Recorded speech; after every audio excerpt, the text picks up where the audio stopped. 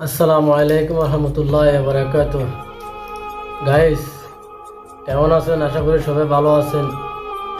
তো দেখেন, আমি একজন প্রবাসী।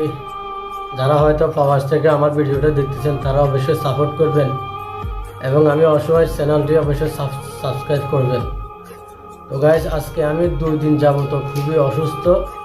এই যে বিছনায় পড়ে আছি, আমার রুমে দেখেন কেউ নেই, আমি নিজে একাই রুমে পড়ে আছি আজকে 2 দিন যাবত।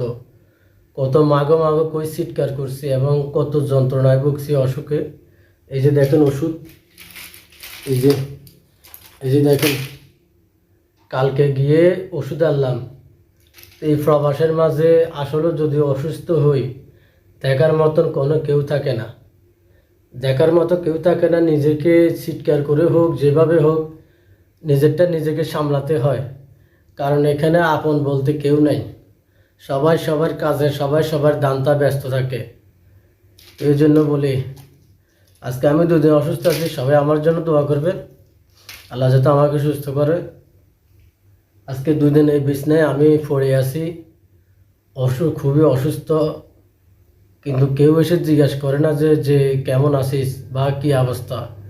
সবাই সবার কাজ করে আসে, সবাই সবার কাজের দান্তা থাকে, সবাই সবাই আবার এসে যার কাজ যার করে আবার ঘুমাই থাকে। তো এই হচ্ছে প্রবাসীদের জীবন গাইস। এই প্রবাসের মাঝে কেউ যদি অসুস্থ হয়, কেউ কারণ হয়। এই জন্য বলি, কেউ ব্যতিক্রমে চলবেন না। ব্যতিক্রমে চললে আপনি অসুস্থ হয়ে পড়বেন। ঠিক মতন এই প্রবাসের মাঝে খাওয়া দাওয়া ঠিক মতন খাবেন এবং ঠিক মতন চলবেন। আমি নিজে একটি ভুলেন। তো গাইস, একদিন কাজের সাইডে প্রচুর পরিমাণ গরম পড়ছিল। তো আমি গরম থেকে এসে ঠান্ডা পানি ছিল, আমি ঠান্ডা পানি দিয়ে গোসল করছিলাম। গোসল করাতে তার পরের দিন থেকে আমি খুবই অসুস্থ হয়ে পড়ছি গাইস।